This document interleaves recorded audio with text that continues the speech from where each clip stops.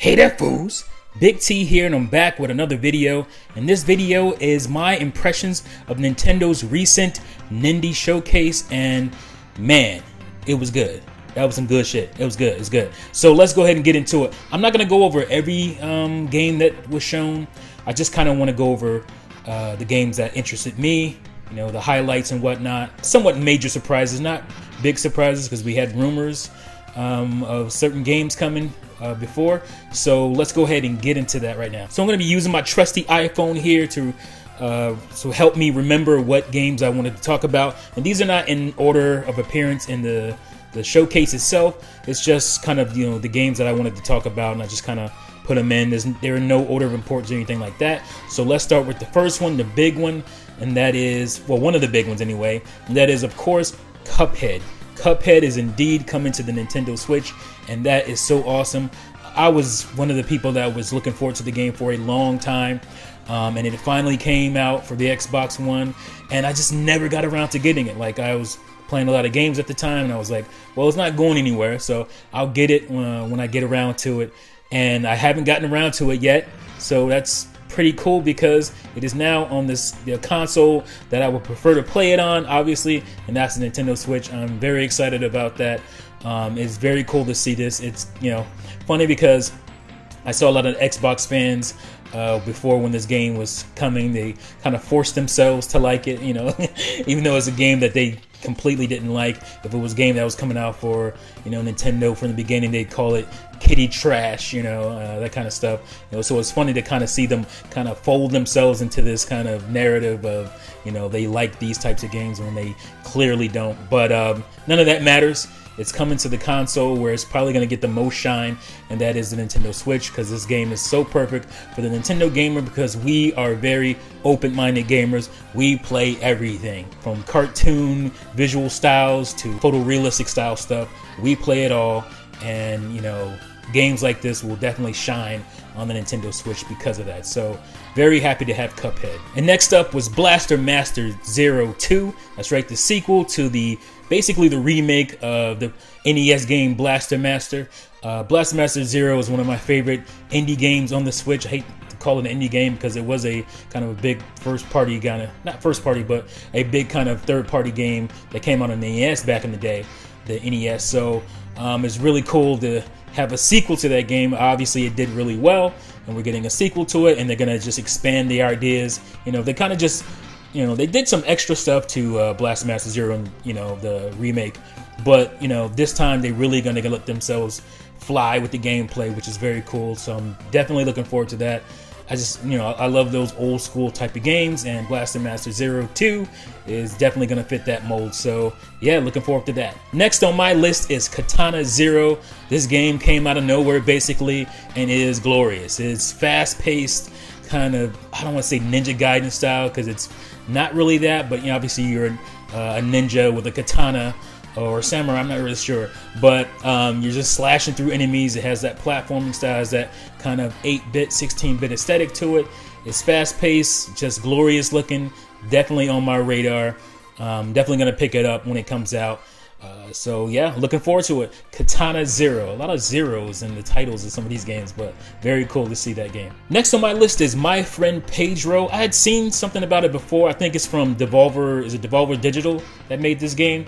Or published it anyway. So I'm kind of looking forward to the game. I'm not like really sold on it yet, but it is very interesting looking with the kind of visual style and the kind of gameplay aesthetic.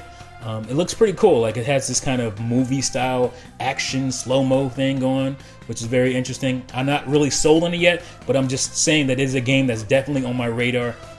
I'm looking, you know, to see what it has to offer, and some more gameplay clips or something like that. So I'm definitely looking forward to it. My Friend Pedro. Very, very odd name, but definitely sticks out, so that's cool. And then next on my list is Stranger Things. I think this is Season 3. I heard about this game, I think it was on, was it mobile? You know, cell phones or whatever, or mobile devices that this game came out on, and I was like, wow, this would be a kind of perfect game for the Switch. Why hasn't this come? Well, it's come now. I don't know if it's going to include the stuff from the other seasons. I'm not really sure how this game works, but I'm definitely interested in it. I love Stranger Things, the TV series, and you know, I was definitely looking forward to playing the game. I just like the art. I like the art style, the aesthetic of the game. It definitely gives me that kind of 16-bit kind of adventure, kind of mystery adventure game. You don't really see around anymore. So I was definitely looking forward to seeing what the game had to offer because of that. And, you know, the fact that it's Stranger Things is also intriguing. So, yeah, so I'm probably going to pick this game up. I want to see more. Maybe I need to look into the other games or the other seasons beforehand to really know if I'm going to check it out. But it's definitely on my radar. And next up, a surprise out of left field. We're already getting a remake of a classic Zelda game from the Game Boy. And we're getting more old school kind of Zelda goodness with this announcement of Cadence of Hyrule. What is it? Dance of the Necromancer or something like that. Legend of Zelda, featuring the Legend of Zelda. It's a crazy, huge title because they definitely want you to know that Legend of Zelda is a part of this. And I was just like, I was looking at it first. I thought it was like It'll Do or something at first, because It'll Do definitely takes from Zelda, but nope, it's a game series that has been around not very long, but has other games in the series. I don't really know much about it, but obviously my feelers are out because they've added, you know, Zelda to it, Legend of Zelda characters and stuff. So it's a rhythm game. I believe it's like a rhythm game or rhythm-based game. Where you move with the beat, and it's kind of like your hop. It's kind of strange, but from what I hear, it's pretty fun. Cadence of Hyrule, Dance of the Necromancer, featuring Legend of Zelda, something like that. A crazy, crazy title. Definitely, probably, maybe gonna check it out.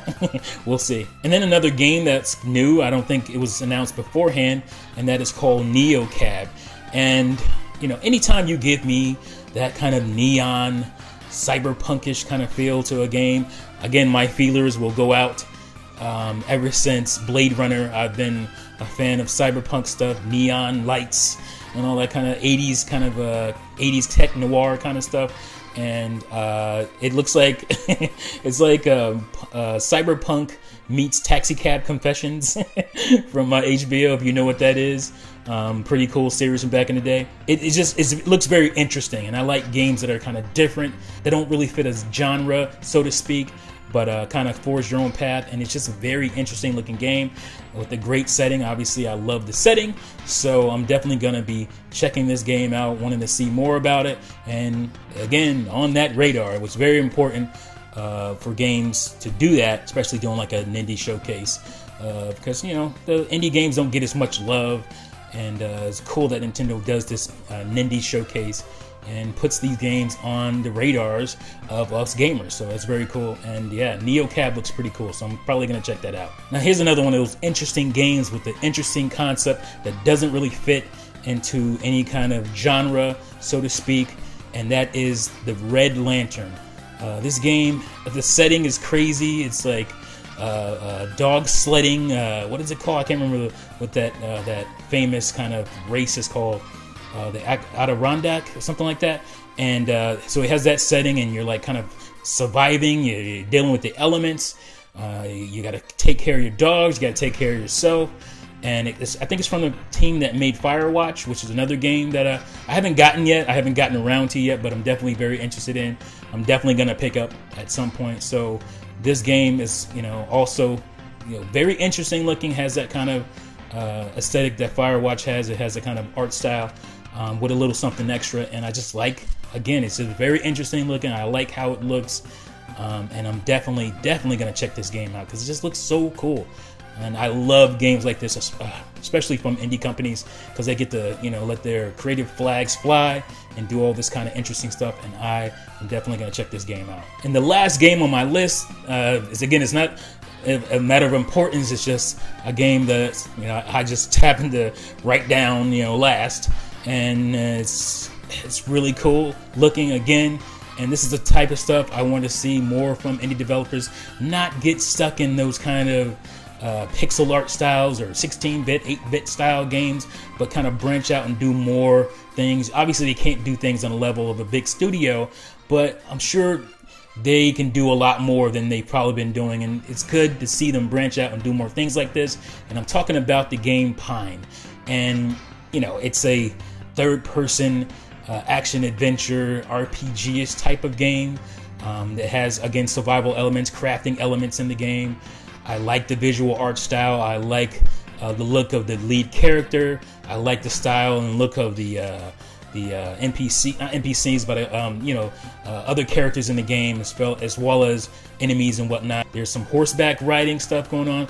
This game is very ambitious for probably a small team of indie developers to make, and I like that kind of stuff. I want to see more ambition in indie developer games, and this one looks like it's doing that, and I like it. It looks pretty cool. Like, I'm definitely in on this game. I will support it, especially if it's really good. But it doesn't have to be great for me to check it out. I just like when indie companies do these types of games and kind of, break away from the mold, do something different. Don't just go into that comfort zone of, 8-bit, 16-bit art styles, pixel art stuff.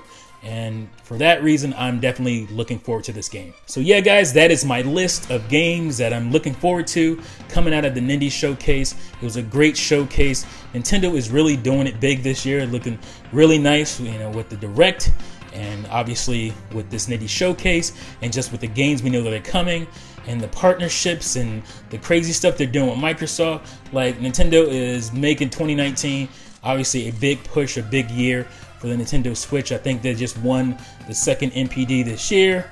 Nintendo Switch is going strong. I'm loving that. But I do want more unique stuff for the Switch. I want to see that. I'll talk about that in another video. But right now, I'm definitely very happy with the Switch right now, and the direction is going, and that showcase was dope, as I said on Twitter. And yeah, good stuff, man. Let me know what you guys think in the comments below. Did you enjoy the Nindies showcase? Were you looking for certain things? Were you surprised? Did you think it was cool? Let me know in the comments below. Obviously, we'll interact with you fools down there, unlike some of these YouTubers on here who ask you to put comments in the comment section, but never comment unless you throw shade at them, and then and then they get your attention that way. You get their attention by saying something they don't like. That's the only time they interact with you. But I'm down there in the comment section with you guys interacting, so let me know your thoughts. Thank you for watching as always, and I'll see you fools next time. Peace out.